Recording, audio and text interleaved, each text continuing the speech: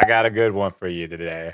We're going over the KK3, the King Kong 3 from Gulikit.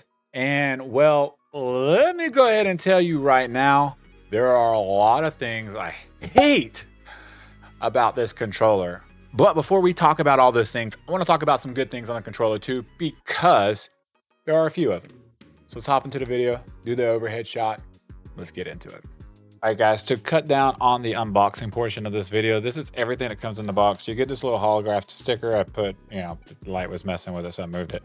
You do get the box itself. It's a cool looking box and everything. Enjoy your gaming easier, blah, blah, blah. You get this little carrying case right here. It comes with 5-6 different paddles and extra buttons. The buttons are just to replace with the, Xbox layout versus Nintendo Switch layout. You get this carrying case right here that the controller comes in. I wasn't able to press down on the joysticks themselves, so that was nice. And underneath the trigger, or underneath the controller, you have your dongle, and this little tool here actually pulls out the buttons. You just kind of clamp around it and the buttons come out. You don't have to take the controller apart or anything to replace buttons and stuff like that, which is nice.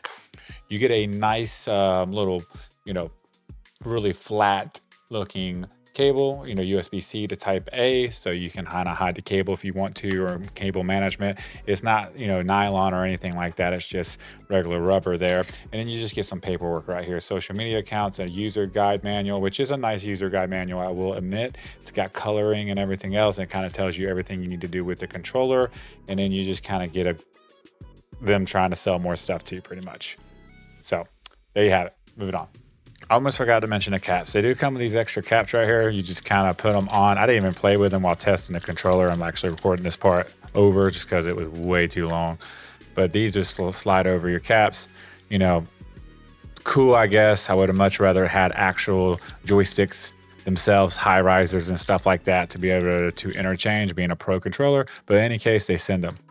Now moving on. So the rumble motors in here are evidently they're variable rumble motors. So they kind of do different styles and stuff, and how they even when you touch the controller and turn it on, you kind of get that example of what they can do and stuff, which is pretty cool. I do like that feature about the controller. Let's talk about cosmetics on the controller for a second. I do like the way it looks. I like the way the retro feel to the controller is itself, with the purple around and stuff like that. That does have lights on it and stuff as well, which is pretty cool because they turn on. They're white when they turn on. You get the vibration motor and everything come on, and then they turn blue. Let me go ahead and tell you, these are not RGB lights. You can't control them. You can't, change the color of them or anything like that. They just kind of come on. The light here, though, it turns orange when you're actually charging it itself. So that you do get that kind of a feature to go along with it as well. But just keep that in mind. Now, the back of the controller itself, it does have the gripple that goes around the controller. So where you're holding it, you kind of get that nice rough patch on your hands. Not like a bad rough patch, a good rough patch. And on the triggers themselves, it has a stipple as well, making the controller look pretty good. Even with the joysticks on there, we'll get into the comfort and all that here in a little while, but it doesn't look bad for the most part. I will say though, on the bottom of the controller, I'm not a big fan of this nice big old gap that goes up pretty much all the way around the controller till you get about right here, and it just kind of cuts off. So that is one of the kind of ugly things about the controller. I just go, the big one's just right there for me to reach. It doesn't have something that bad around it, so take it for what it's worth. So with the battery on this, you do get a 950 milliamp battery, which is pretty good, I guess. You do get 28 hours of gameplay with the turbo and the lights of the controller being off, and then about 15 hours with them being on. So take it for what it's worth. You can only charge this thing by using the USB-C here at the bottom. You don't have a stand or anything like that. It comes with the controller, which was kind of a bummer, to be 100% honest with you, just because I feel like nowadays we get this with a lot of these pro style looking controllers. You got it with most of the not King Kong, but most of your big one controllers, your 8-bit Duke controllers, your Turtle Beach controllers. And I mean, some of these could cost about the same. Like the big one Gale controller I just did a review on, I think this was like a $60 or $70 set, and it comes with this nice charging dock with it. So take that for what it's worth. Ergonomics, I'm only going to hit on this for a second because I'm going to save it for the rest of the video coming up. Without the paddles, it feels like an Xbox controller. legitimately looks like an Xbox controller. So you're going to get that comfort of the Xbox controller with it.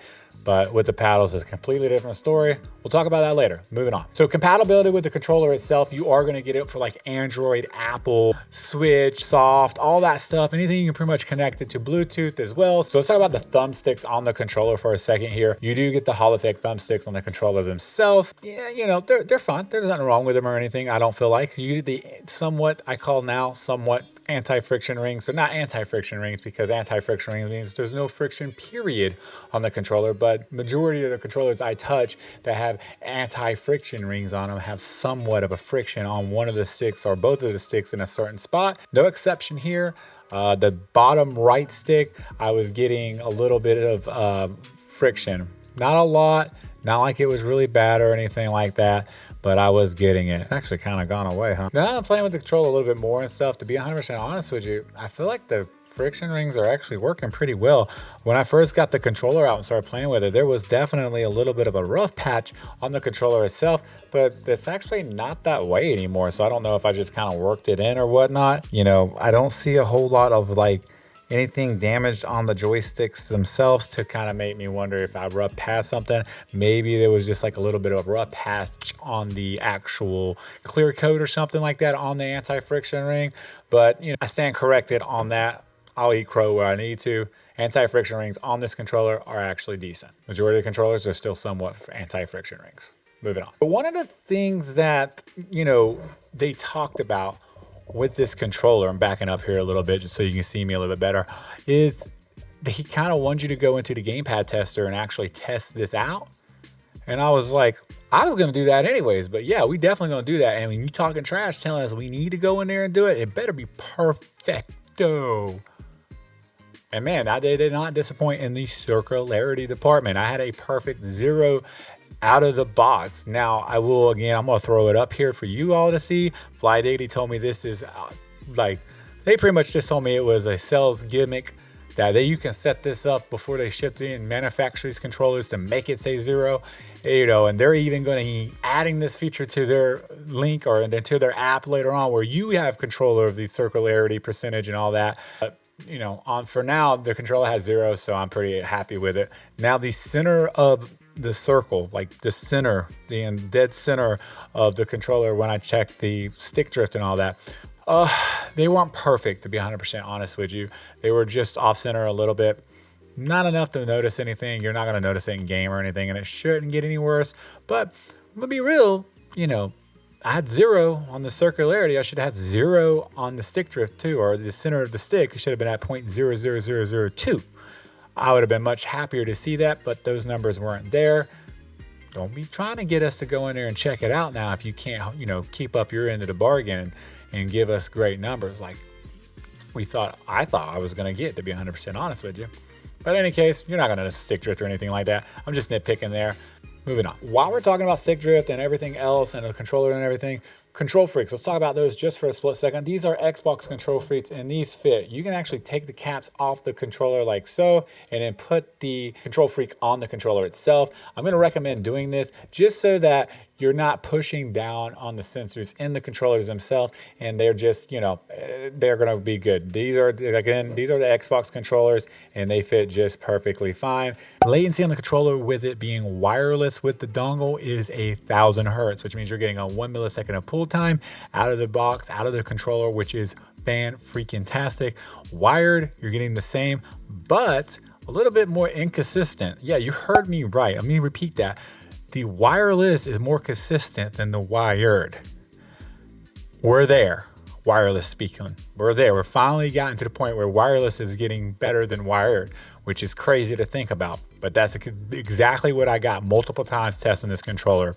And they both were 1,000. Like I said, it's just a little bit more inconsistent on like little bit up and down on the wired, getting closer to the 2 millisecond, where the wireless was just completely 1 millisecond or less, like 0.9 something every single time I rotated the stick, except for that one outlier that's going to be at the very top every single time because of how sensitive the sticks are. Now, Bluetooth on the controller itself, it was more of a 125 hertz pull, which means you're getting anywhere from like an 8 to a 14, 15, 16 millisecond pull time, which is pretty much typical for Xbox controllers. It's going to be the least favorite thing to do. Like if you're playing on PC and stuff, make sure you use the dongle. Don't use it Bluetooth because you're just, you know, are you going to notice it? I'm not sure, but you know, why not use the faster method for gaming? Makes sense? And he was talking about all that. Let's just talk about overclock. I didn't overclock it. I didn't even try to overclock it.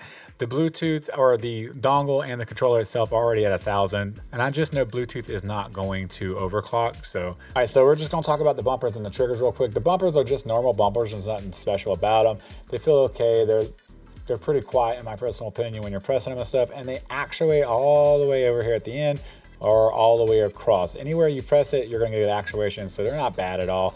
The triggers themselves, they're analog triggers, so pulling the trigger is bound like this. You have analogs, and then you can also turn it on what they call their patented smart triggers that you can use. And what it does is it gives you, well, it legitimately gives you just a clicky trigger.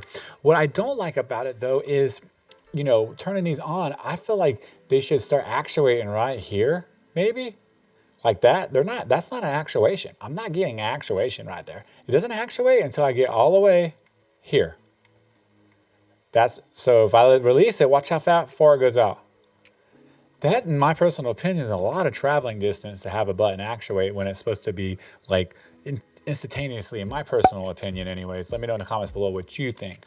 All right, so this is the Vader Pro 3. This is actually a review I'm actually working on right now.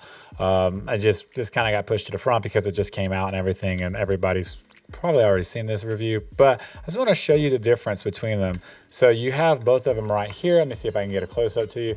All right, so I'm gonna start pressing these at the same exact time. That's actuation right there.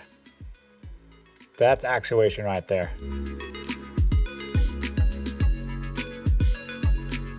That's not actuating.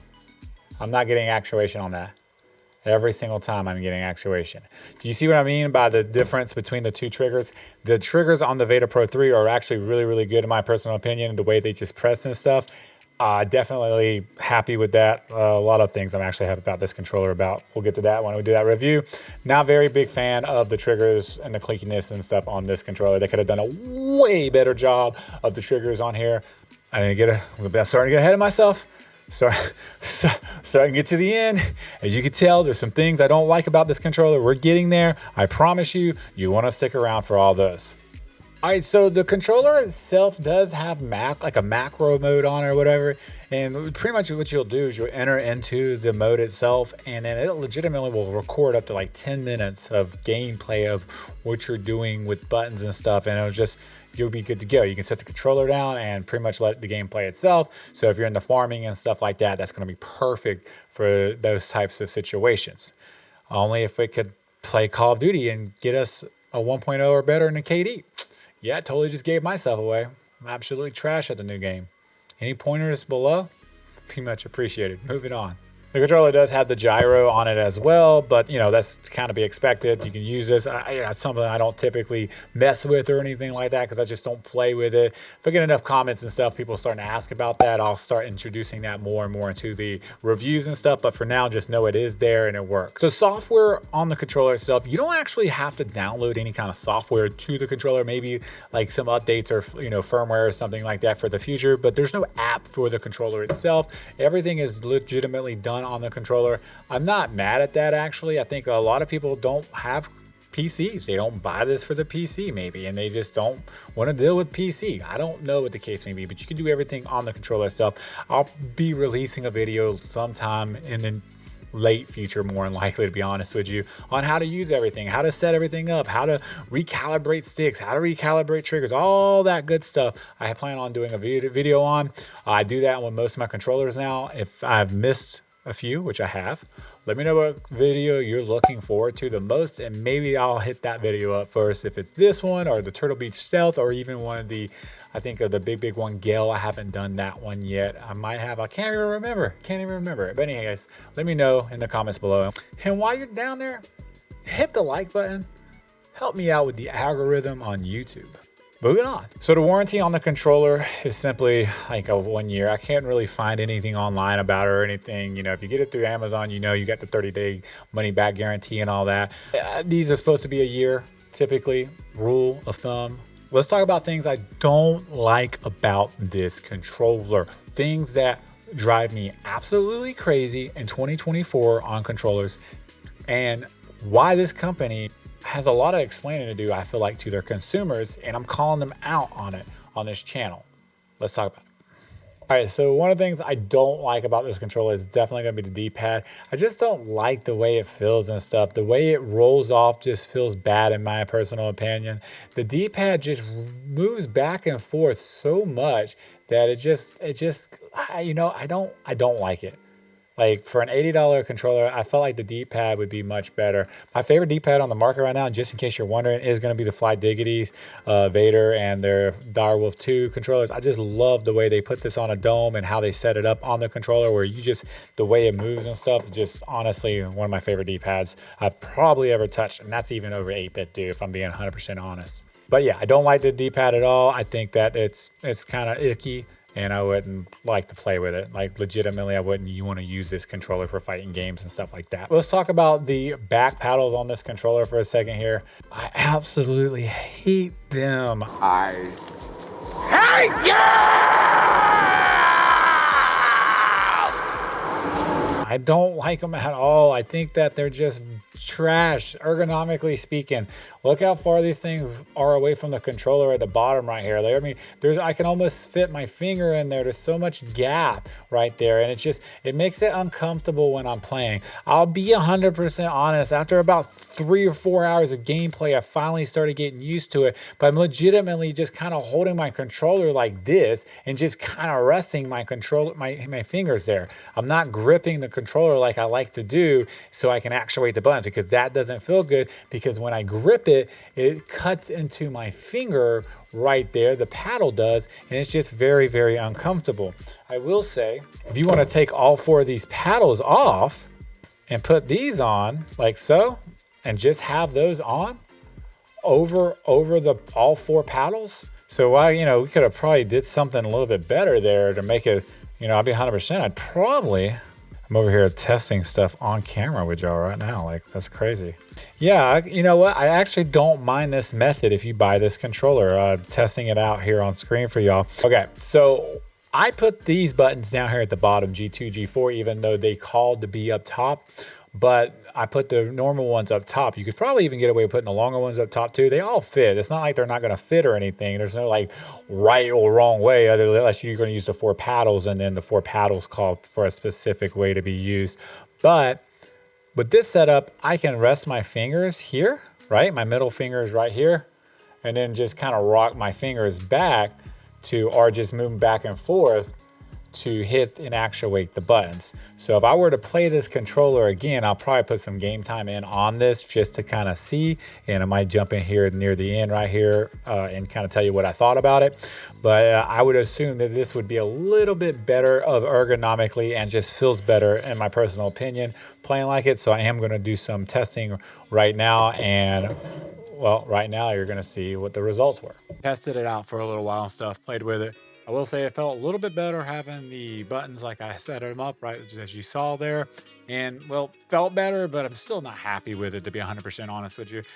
I just don't, I think paddles in 2024 just isn't a good look or a good feel for the controllers nowadays. I think buttons is the way I know I would rather go anyways. You don't have to worry about part components wearing out as easy. Those little back tabs that are pressing in to help actuate the button and stuff won't go out and stuff.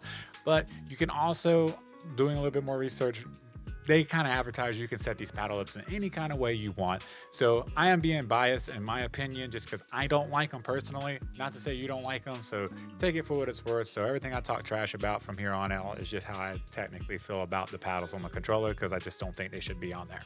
Moving on. Another thing I wanted to mention about the paddles and stuff on there is, you know, Kevin over at Gamer Heaven kind of mentioned that he, you know, it would be pretty easy to kind of put them on like some heating pads and like bend them out a little bit, put a little bit of heat to it and just kind of bend the paddle out that goes to the bottom to bring it closer to the controller.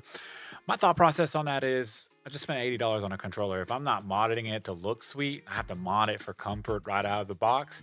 That's just not a good look in my personal opinion. And yeah, I'm not going to do that, right? It's 2024. Controllers out of the box, 100% should be comfortable. Ergonomically speaking, there shouldn't be an issue with them. We're in 2024. Majority of the companies do it right nowadays. Gulikit needs to get on board and just add 4 buttons on the back of the controller like every other human freaking person that knows how to make a controller does. But to each their own. But nothing bad towards Kevin. He likes to do those types of things and everything, modding controllers and all that. I'm just lazy and don't want to touch a controller after I've just bought it. It's just being 100%. So to each their own. So moving on to the biggest part of the video, which everybody knows about. VK came out and literally legitimately tore the controller down, because we were supposed to get mechanical buttons in the XYBA, and they're just not mechanical buttons. It says it on their website, they advertise it, and it's not mechanical buttons. At the end of the day, they legitimately just lied. There's a membrane in there, it's not a mechanical button. I don't care what they say. I don't care if they're trying to tell you the housing is the reason why it's a mechanical button. I don't care. It's not mechanical. If there's a rubber membrane there, it's a membrane at the end of the day. And that's just absolutely horrible, in my personal opinion, that the company did that to us. That, to be 100%, from my understanding, they had a really good reputation going for them on, controllers and stuff. I've never played with the King Kong 2 or anything like that, but I heard a lot of people say they like it. I have started hearing some people say they didn't like it, but it just seems like, why would you lie about a controller? Especially something that big, because people are legitimately buying the controller for the main components of the controller, which one of them is if it has mechanical buttons. A lot of people buy controllers for the mechanical buttons. And you're telling me that you lied about that? That's horrible. Absolutely horrible. I'm just calling it like I see it. Like, that would, as a consumer, like, I bought this controller to review and it pisses me off because I thought it was mechanical buttons and it wasn't.